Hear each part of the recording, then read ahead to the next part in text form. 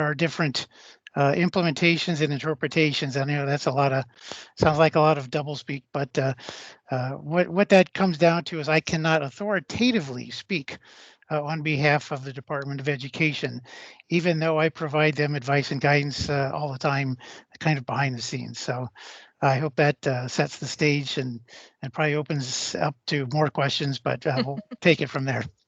Thank you, Dan. And I think that's a really nice segue into, we'll have a slide later on the New Hampshire Data Privacy Agreement, but it encompasses more than just the New Hampshire minimum standards, which is the security piece, but it also encompasses other state and federal laws like FERPA.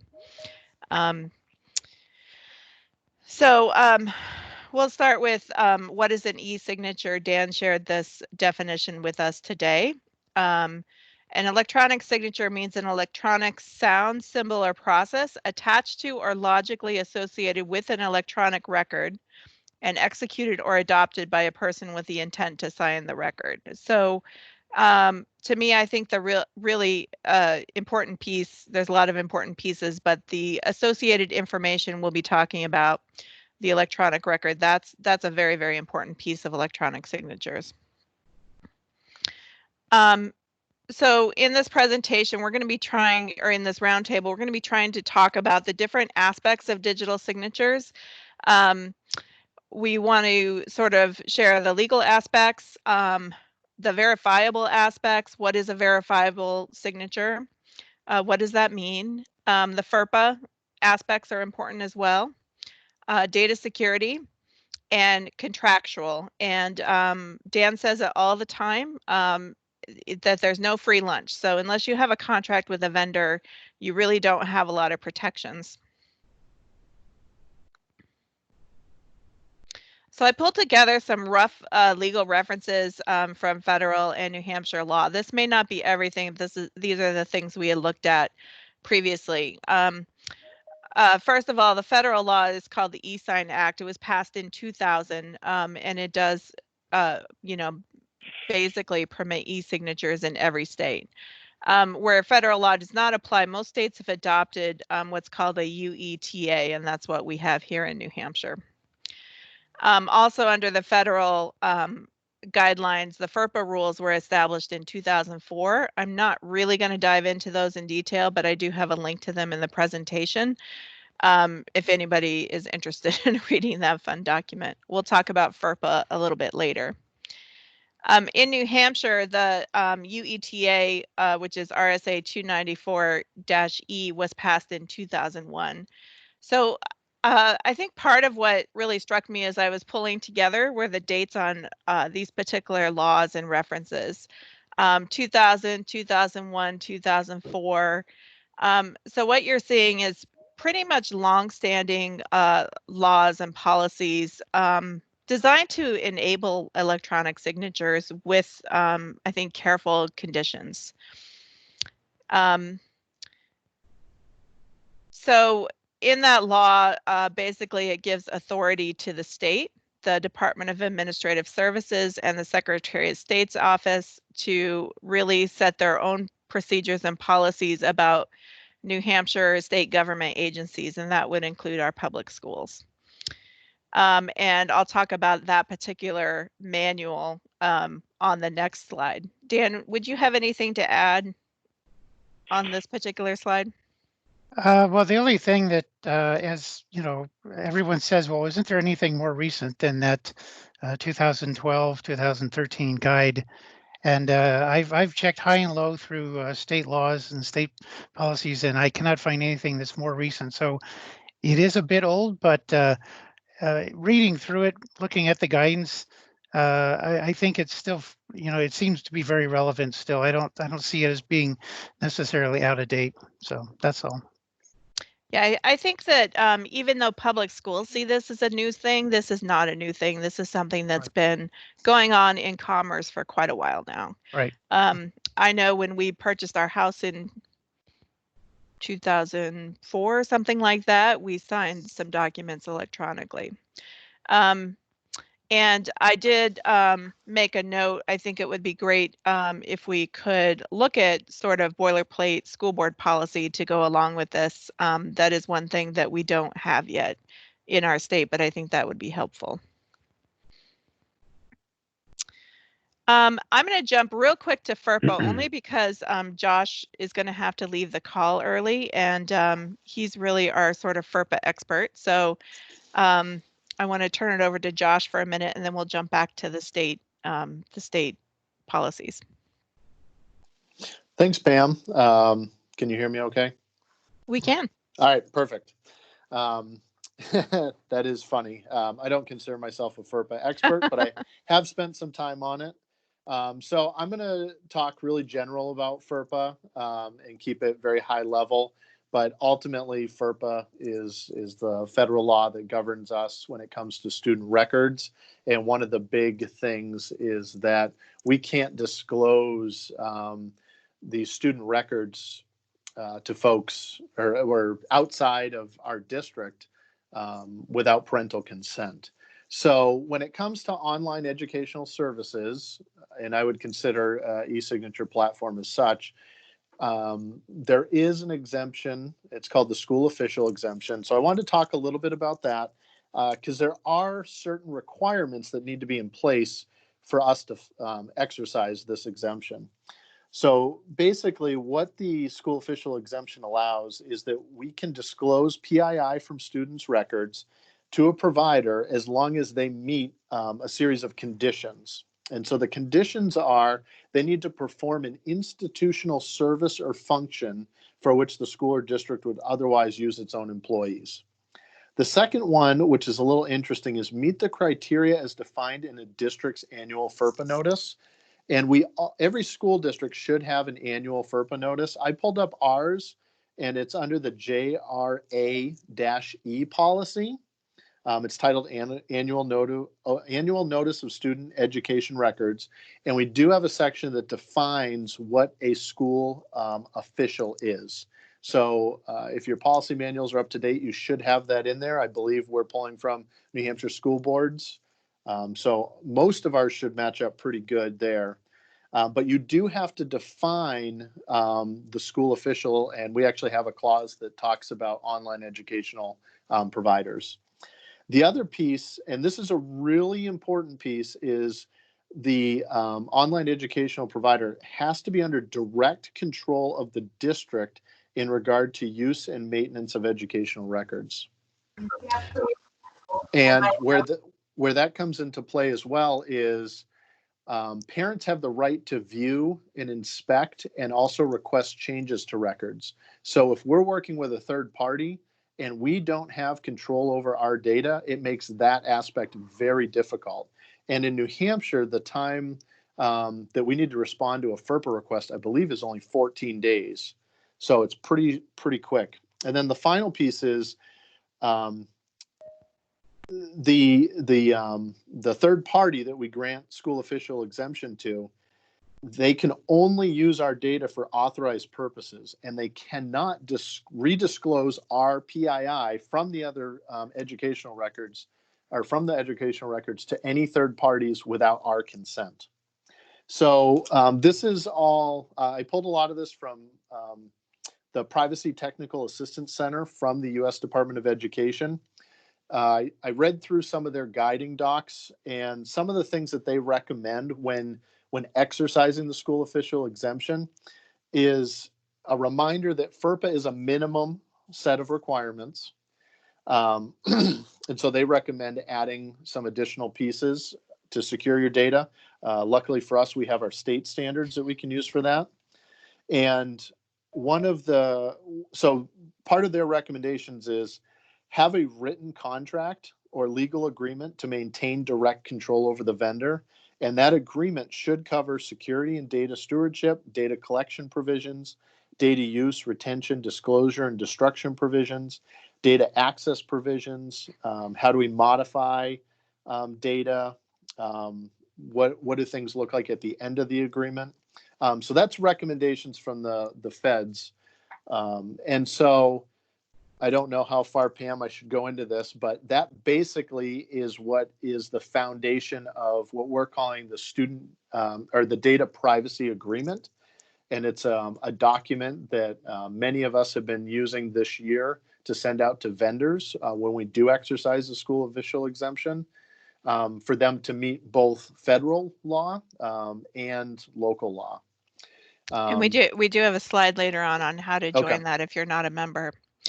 Can you talk for a sec about HIPAA and the relationship with FERPA? Yeah, so I think this can be a little confusing because we have nurses, we do deal with medical information, but for the most part, all that data, those records are still considered protected under FERPA. And there are exceptions to that rule. The biggest one being if you do your own Medicaid billing, then HIPAA does come into play.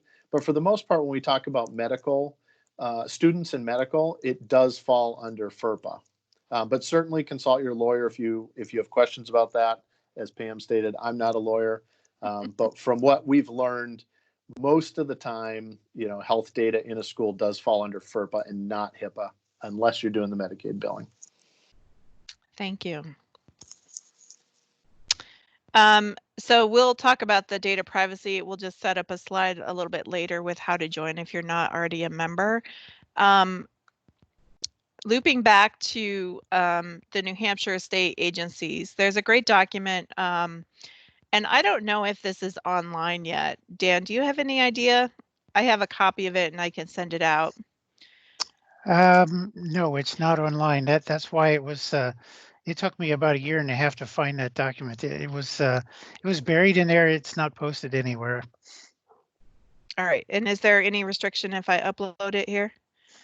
Only if the document says there are restrictions. I'd have to take a peek at it again, but I don't think it does.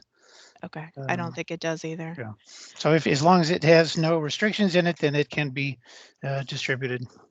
Okay. So I'll upload at the end after I have a minute to take a look at it. I've read through it. I really didn't see anything about restrictions. Right. So once we found this document, and thank you, Dan, for finding that for us, I'm going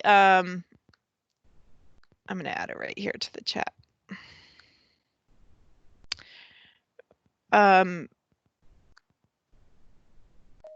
We went through this a few months ago, and there's a lot of great information in here about electronic signatures in general. So it basically takes the law and I think puts it into a little bit more policy language. But an interesting quote that I saw was that an electronic signature does not exist in a vacuum. There has to be an electronic record which is signed by the electronic signature, which basically means that there's information associated with that signature that is kept with the document and with the signature. So we'll talk about that in a few minutes. It defines the types of e-signatures. It discusses the importance of record keeping, basically storing that data record with the signature. And we came out of this a few months ago feeling like they were definitely permitted as long as they're verified and properly stored. And again, I would love to see a school board policy template in the future. And I've already talked with the School Boards Association about that. That was at the beginning of this school year. So I think there just hasn't been time to work on that, but that would be, I think, a good thing for us to have in the future. So Dan, I'm going to turn these over to you. This gets into a lot of good information from this particular document. Okay. So yeah, there's some standards listed in the document that are kind of the guidelines on what makes a good e-signature, what makes it acceptable. Obviously, the first thing is that the signature should be unique to the signer. So whatever the person does, it must be something that is uniquely applied to that document. But I think the second item is extremely important. Well, number 2 and number 3, agreement by the parties. So you could almost look at this as a way of saying, if the parties on both sides agree to use a particular tool, then all other things being equal, if the tool meets, if the technology behind this tool obviously meets minimum standards from that perspective, the mere fact that parties on both sides agree to use a particular tool for electronic signatures, that's an extremely important thing. And you're thinking, well, that's not very scientific, but that is a key thing, and it's actually in part of the law that if both sides agree that this is an acceptable approach for applying an electronic signature, uh, that's a big factor. That really can, you know, overcome a lot of other objections to that. So, if one party, let's just say, if one party does not agree with someone using a particular electronic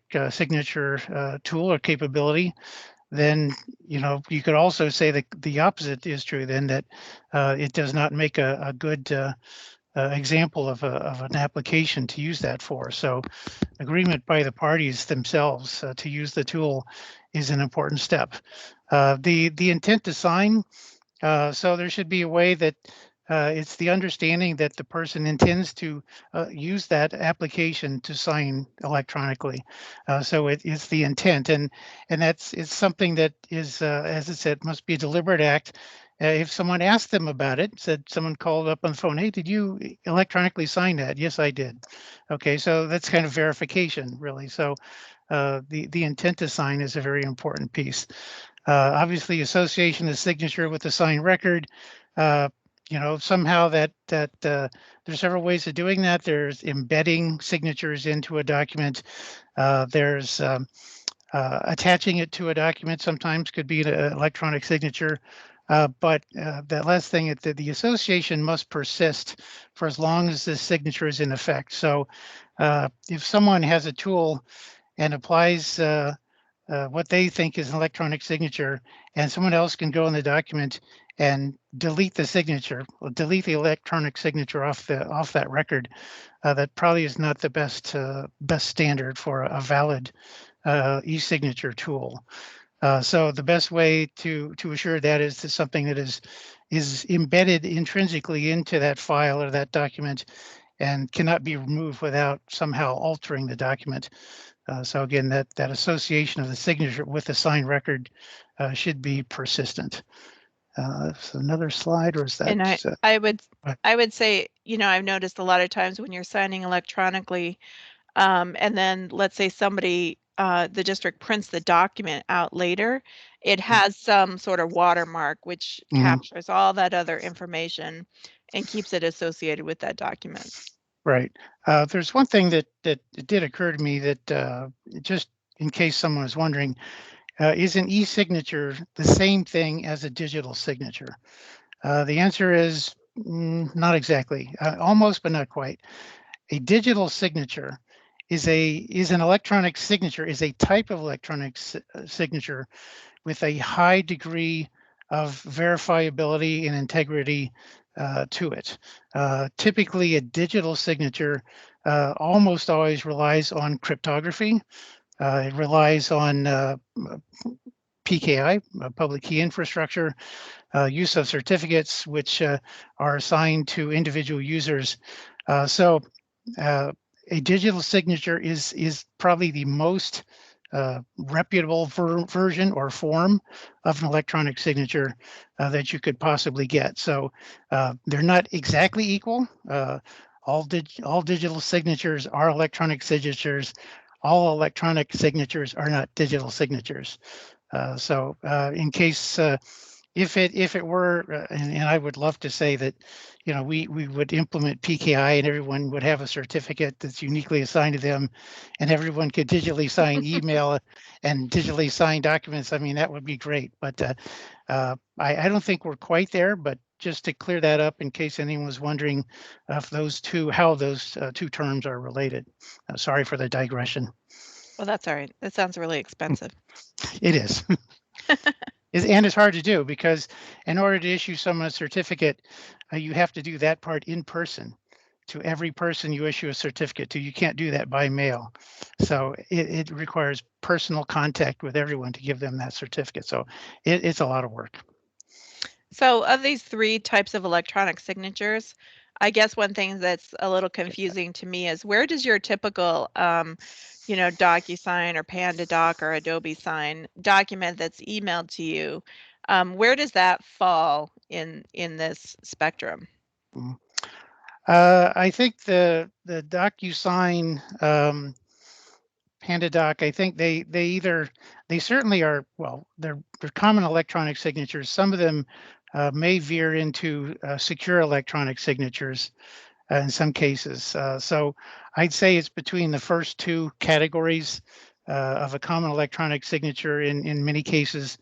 In some of the cases, it may veer into a secure electronic signature depending on the technology that company puts behind their product. And I'm not familiar with all of the tools and products out there. You guys are probably more familiar with that.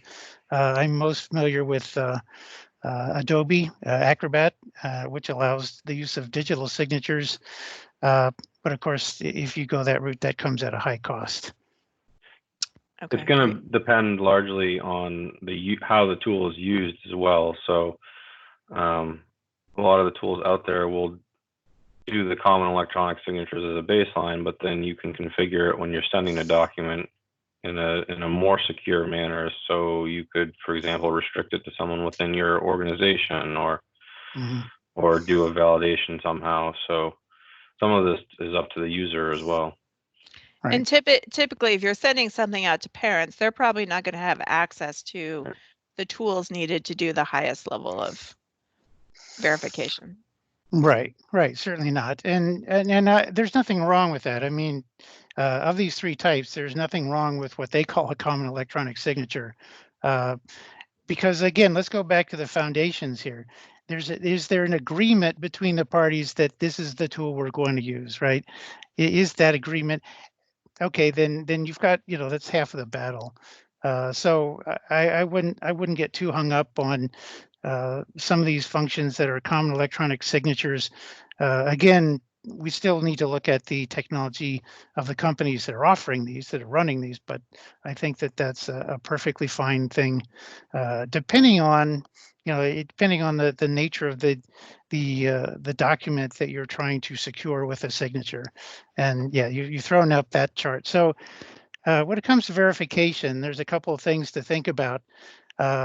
On the left axis there, you see that, this is identity verification a key part of this, all the way at the bottom, identity verification not required, some identity verification required, or a signature required is all the way at the top, which would be a high degree of identity required. The axis going along horizontally kind of describes the level of the data that's being handled, from general information, which is commonly available information that might even be online, proprietary information, and then it increases in terms of sensitivity, personal information or PII. You could talk about benefits applications as being very sensitive information, which probably even crosses multiple boundaries. So what they show then on that kind of the arc there going off is the different types of e-signatures.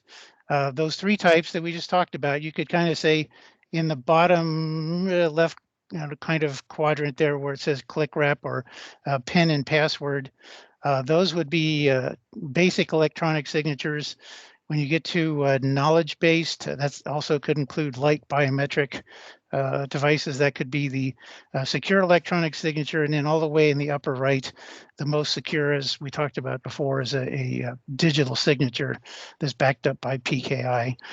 So this is just kind of a way to show you that there are a range of solutions depending on the circumstances, the data that's going to be potentially covered by this electronic signature, or the I guess you could say the ramifications. If you're signing a document for $10 million, write a contract, you would want a pretty high level of security in that electronic signature, and you probably would not use something like a very common electronic signature. So it all depends, and so there's always, unfortunately, there's not one answer to everything. It all depends on what you're doing, and I'll come back to that once again. The agreement by the parties who are doing this, and if you're talking about the parties, the school, and the parents, sometimes you have to not only have the agreement by the parties, but you have to have agreement at the lowest common denominator, right? So if the parents don't have access to any kind of sophisticated digital signature, you're going to have to go with what they have. You can't impose some sort of technology on them that is beyond their normal reach. So typically, I think most school districts are looking at pretty standard e-signature providers. Adobe Sign, DocuSign, PandaDoc, HelloSign. There's a lot of them actually that do the same thing. As I've been evaluating, we typically see that most of the e-signatures provide some kind of timestamp on the signature as well as an IP address, which gives you a combination of date, time, and location. And then some kind of verification, which means that either it's a program the parent has to log into, which would be the case with, say, a parent registration for school. The parent creates that login and is signed in under their own login, or the parent is receiving an email directly to their email address with the document. So those are the three things I think of as necessary conditions to really using these tools. Dan, do you have any comments, or Kyle, any comments on that? Well, I think that if part of this these applications that you've mentioned, if they require the parent to at least log in and create some sort of record, some sort of account that they create, and in order to create account, I'm sure they have to provide some information. I think that actually moves it into the second category of a secure electronic signature, really. So it goes beyond just the very basic common electronic signature. So we've had districts around the state whose attorneys have asked them not to allow parents to sign school registration paperwork digitally. But I think that was before we found this particular document that we've been referencing from the state.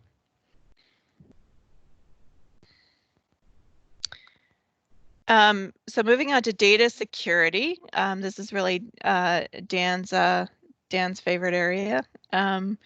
So we look at a couple of conditions in schools. One is, does the document contain student PII? And student PII includes student's name. So we have a link here to a flow chart that Josh put together, which is a great flow chart about evaluating your data to see if it includes PII. And does the document have staff PII?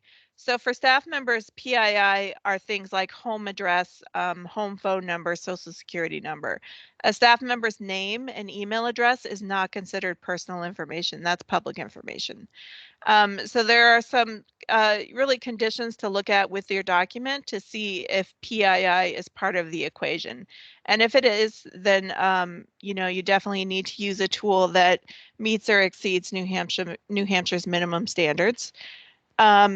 And as we've been looking at these various tools, Dan floated an idea, which is that there are other federal standards out here that actually exceed our minimum standards. So our minimum standards are a great subset of the NIST SP 800-171, I believe, standards, which is much more comprehensive than ours. And there are other great security certification standards, which many of these tools are compliant with. So Dan and I had a conversation last week about, if we're looking at a tool that is ISO 27001 or SOC2 compliant, can we use that to sort of leapfrog over these particular minimum standards? And his answer was yes. So Dan, I wonder if you want to talk about that a little bit or have anything else to add? Sure, just real quickly. So yeah, the minimum standards are a subset of 800-171. So if some particular application or vendor or provider said that they've done an 800-171 assessment, and they can show some sort of results, some sort of evidence of that, then they've already exceeded the minimum standards. So, again, they have to show some proof, some sort of evidence.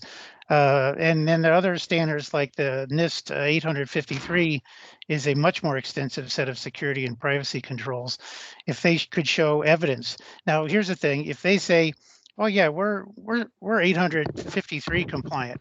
Well, if they say that, then you know that they're actually full of crap, because that's very non-specific. They have to say how they were certified under 853. So without that documentation, without some sort of evidence, then again, if they provide that, then it could be fine. But they do have to provide some sort of evidence. ISO 27001 is an international security standard, which again far exceeds the minimum standards that we have. FedRAMP is also a very extensive federal program, and if someone said they were FedRAMP certified and they could prove it, far exceeds the minimum standards. And the SOC 2 audit, SOC 2 is typically done by major accounting firms, but is a security and privacy focused audit. And I've seen the SOC 2 reports, and they are extensive. If some organization went through a SOC 2 audit, bless them. It's a lot of work. So that certainly would be another standard that, again, if they can show proof of that certification, then I wouldn't waste a whole lot of time if we accept that proof, that evidence that they've gone through any of these types of certifications.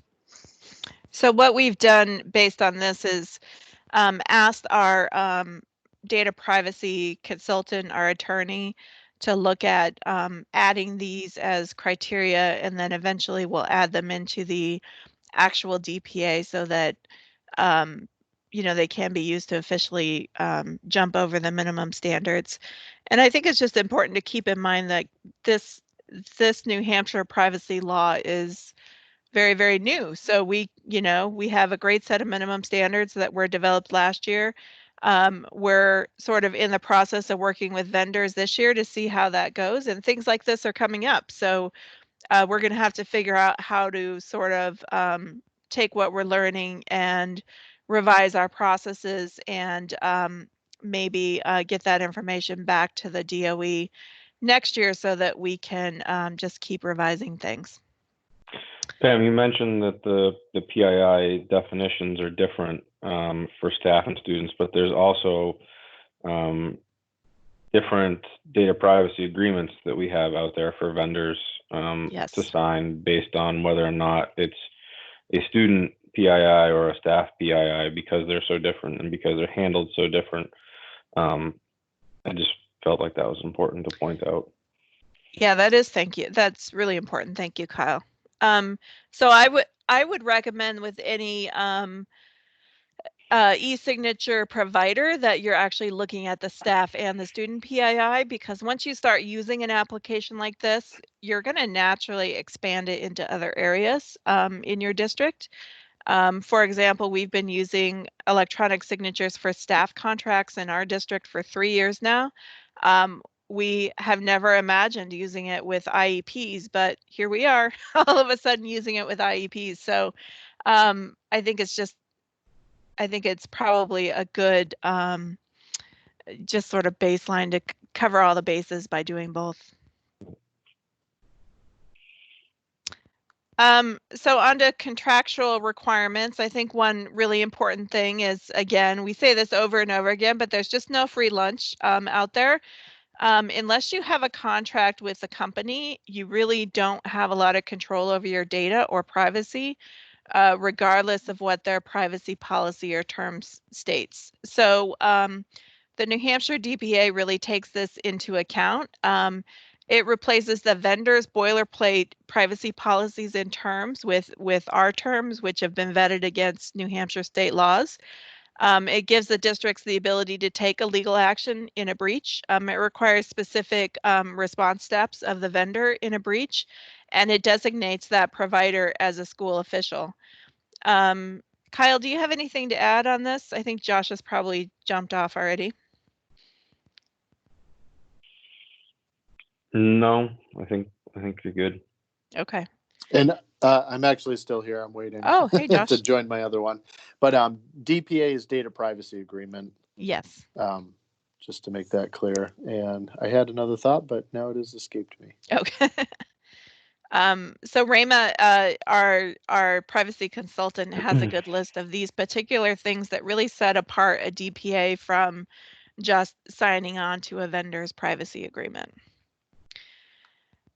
Some of the other features that you might be looking for, I'm mentioning these because these were really important to me as a district when we looked for an e-signature provider. One is the ability to bulk send or mail merge the documents that you're sending out. This is really going to depend on the size of your district and how many documents you have. But for us, we have over 1,000 employees. So we have nearly 400 teachers just in our teachers bargaining unit. So when we're sending out those contracts for signature, we don't want to be uploading one contract at a time, adding fields, sending it out. We want to create a template and then be able to upload a data source and mail merge that and then have it sort of send things out in bulk. So think about that, whether that's a feature that you're going to want in your district going forward. Predictable pricing was important to us. We're talking, well, we have a pricing slide coming up, but we're talking to different vendors with different pricing models, and some of them priced by what they call envelopes, which is basically it's sort of a baseline price, and then you get so many cents for that particular annual cost, and then there's more sort of tiers based on how many things you're sending out.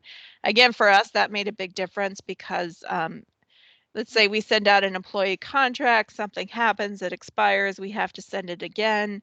Those envelopes add up really quickly for us. So that was something that we as a district in Concord really looked at carefully. And then single sign-on is also something that we really consider. And these days, I actually have a really hard time approving a vendor who doesn't offer single sign-on. It really does depend on the scale of your district. But one thing that I'm finding about single sign-on is that it provides us with a lot of additional security controls because let's say a vendor doesn't offer multi-factor authentication, but they do have single sign-on through Microsoft 365, through Azure via SAML, and I have MFA there, so we can actually sort of reinforce that. In that case, and if it were a student type of login, which it wouldn't be in this case, but if there was a student logging in, we could not require MFA, but if it was a staff member, we could require MFA. So some of the security standards can be addressed by using single sign-on with that particular vendor. Kyle, anything to add on this, or Josh? So folks that might not know, MFA is a shortcut for multi-factor authentication. It's kind of like, you know, the text that your bank might send you when you log in or whatever to check your bank account.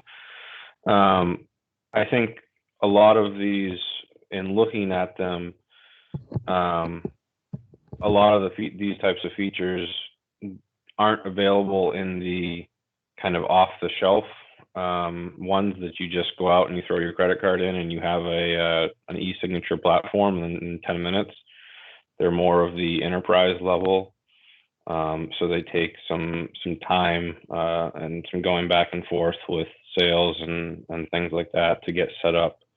But particularly the bulk sending, it seems like a lot of that's a feature kind of hidden in the higher tiers of a lot of these pricings. But we're in the same category as Pam, that we didn't want to send out 400 employee contracts and have to individually upload and send them. So just look carefully. At least 3 years ago, there were a lot of these providers who didn't offer bulk send at all. I think that's changing, but it's definitely a higher level feature. So some of the pricing, we are not trying to promote one vendor over another, but we threw in some of the pricing that we've seen recently for some different vendors.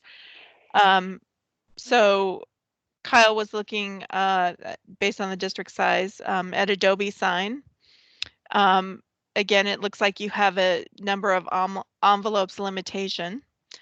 So 3,000 a year base plus $3 per extra envelope is what I'm seeing. Yeah, we started with Adobe Sign a couple of years ago and have found that when we went to scale out, that at least for us, it doesn't seem like it scales very well, and we're not getting a lot of those advanced features. So that's where we're at. But yeah, $3 per send after you go over those 1,000 initials. The DocuSign example came from Oyster River, so they have 2,100 students. I think that's right, at least in the ballpark. It includes 2,200. 2,000 envelopes. I'm just going to change it right here on the slide. 2,000 envelopes are included, so their discounted price was just under $5,000 a year. The retail price that goes with that is $17,000 a year. So there is a big discount for schools. I think we're finding that a vendor like DocuSign takes quite a while to ramp up. You can't just sort of go put in a card and buy the basic model and get started and then upgrade to more features later.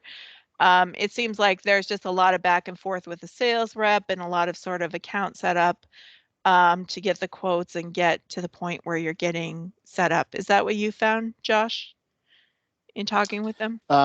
Yeah, we started looking at it back in December, actually, for IEPs. And ultimately, it was one of those things we wanted to get done quick, and then it didn't become a priority. And the sales rep was pretty pushy in trying to get something accomplished. And so we never really got through the setup, but we did do some demos, and it was a little more confusing than I hoped it would be.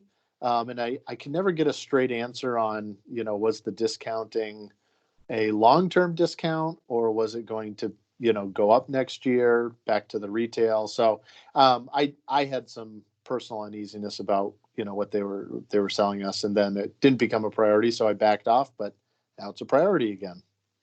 We look at them probably almost every year again to see if that sort of envelopes requirement goes away. And so far it hasn't. But I would say that DocuSign probably is one of the sort of gold standards for products. Like they have every option you can possibly imagine somewhere under that hood. PandaDoc was the one that I settled on 3 years ago. We evaluated probably a dozen of these providers. We liked that it was a fixed cost, so we paid $900 per sender per year. A sender is, in our world, a department, so we have one person from HR sending out contracts, one person from special ed, etc. We don't have a limit on envelopes. We do have those bulk sending features, and we use them extensively. I think there was a minimum of 5 accounts for an enterprise feature, and then your admin account also counts as one of your paid accounts. So there isn't a separate sort of free admin account. So I have a technology account that we use as the admin account, but I actually haven't used that to send anything yet. So there's lots more out there, but this is what we've basically found for some of the more common providers. I really want to get to this before we run out of time. So as we've been pursuing data privacy agreements with the vendors, it's important to note that nobody has signed yet. These are all companies that are used to working in different markets, sales and banking and business markets. So this idea of educational data privacy agreement, and especially with New Hampshire's being the most comprehensive and restrictive in the country right now, is sort of new to them, and they're working through it. We have sent agreements from New Hampshire to PandaDoc and to DocuSign. DocuSign hasn't responded yet, but I think that was fairly recently that was sent out. PandaDoc has been talking with us, has committed to sign. They're reviewing their product. However, all of the sticking points were all things that are in that category of their existing SOC2 compliance could just leapfrog past all of that. So that's where we're at now. I've asked our data privacy attorney to apply that SOC2 compliance and to sort of help them through those. They are FERPA, they do follow some rules around FERPA, which is that they're very careful with their education customers. They do not look at the documents. They won't go into those accounts. And they offer SAML 2.0 single sign-on. Adobe is one of the most difficult providers for us to work with.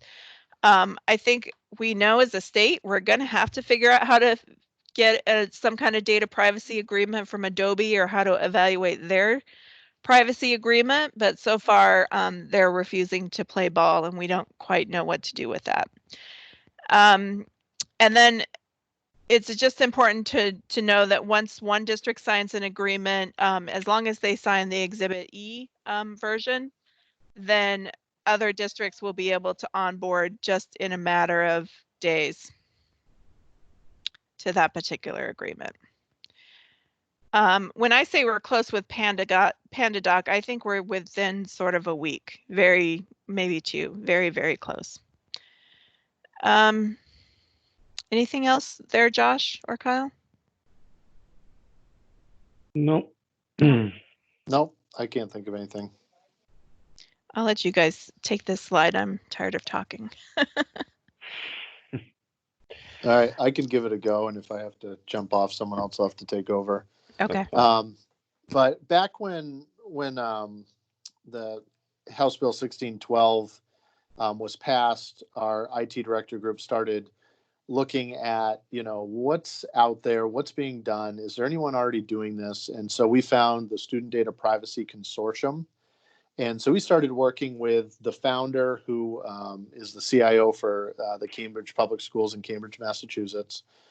And so that's how we got going with that group. And it was already around, I think it was just over 20 states who were all working on this. And the goal was to write a single data privacy agreement template that other people could use and share. And it worked out really well. And unfortunately, my other meeting is starting, and so I'm going to have to jump off. I'll keep going. All right, thanks.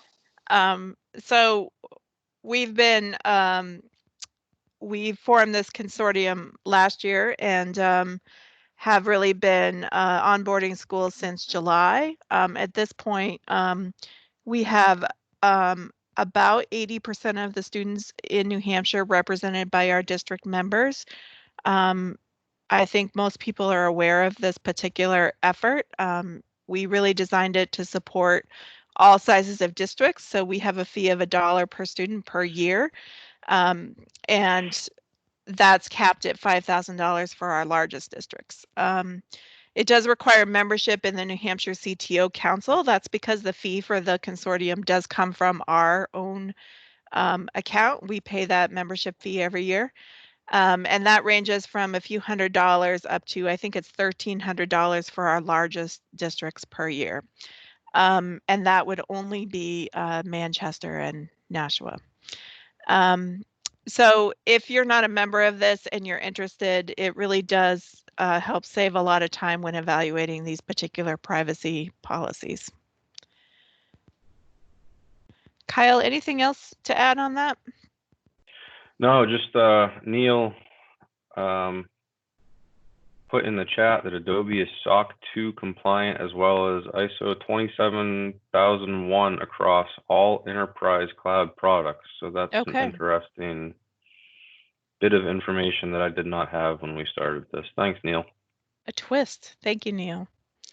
Neil's our most, I would say, our most security-oriented IT director in the state. So he really is a wealth of information. Sure. And the last slide just has all of our contact information. I'm going to leave that up while we open it up for any questions.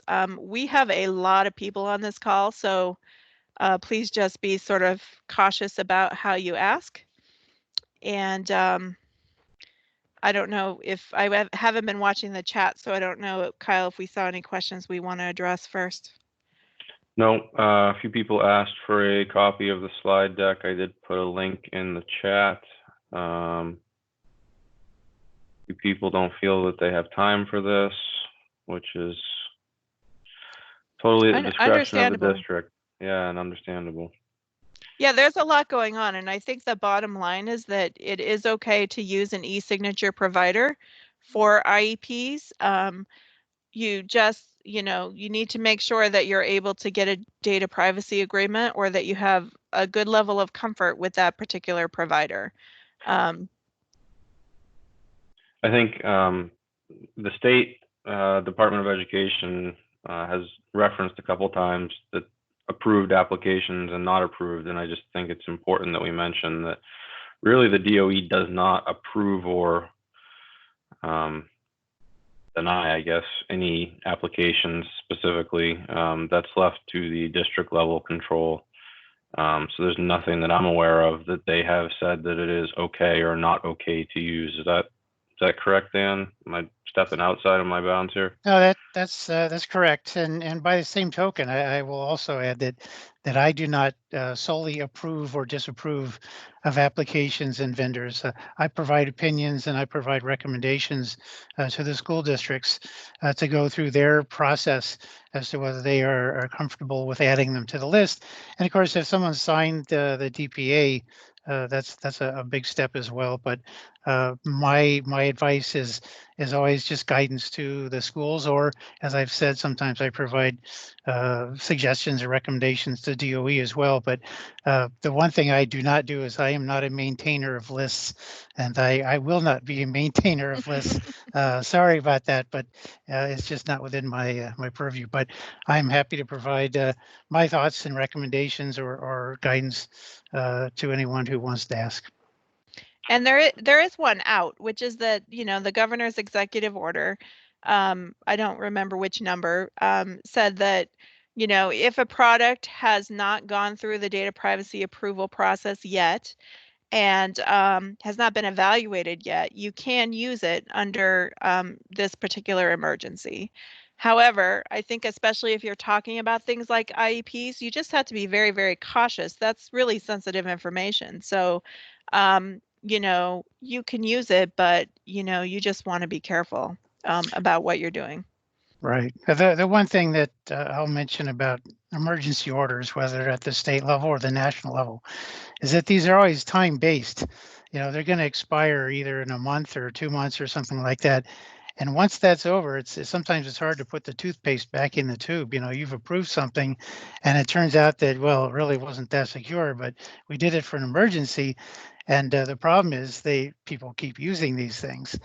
So just to kind of keep in mind that, this is not the time to just throw it all caution to the wind.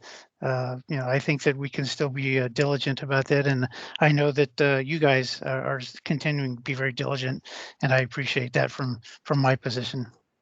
Yeah, and there's definitely a difference between a provider that has refused to sign a data privacy agreement and one that hasn't been through the process yet. So certainly in the realm of educational apps, when I'm getting those providers that have said, no, we're not going to meet your requirements, then to me, there's no emergency order that covers that particular situation.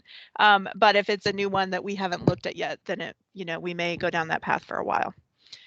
So Martha Miller has asked if the special ed director or the IT department should take lead. And at least from my perspective, this is one of those collaborative projects. I know I work with our special ed department extensively. I work with our HR department a lot. And these are projects that we all collaborate on, at least from my perspective. Bridget offered that the DOE provided recent guidance around the requirements for e-signatures and IEPs. Yes, they did, and that's partly why we were asked to do this particular roundtable, because there was some confusion about some of the things that were stated in webinars or posted. There were some providers given as examples, but that's not necessarily the whole comprehensive list of providers that are acceptable to use. And those were examples, not gospel. Just Yes. and there was some confusion caused by that 3 being put on a list that they were somehow blessed, and that's not the case. Yep.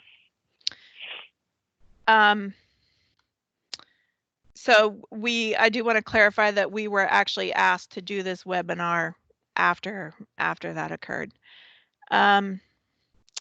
Do we have, we can open it up if you'd like to unmute and ask any questions.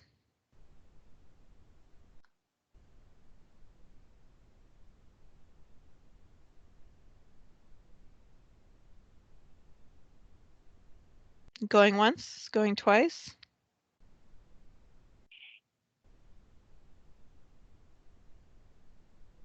All right, no questions. Thank you, everybody.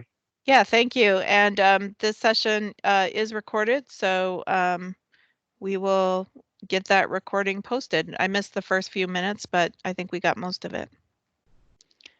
Thank you so much. I know it's a really confusing topic, but we're all working through it together. So feel free to reach out if you have questions. All right. Thank you.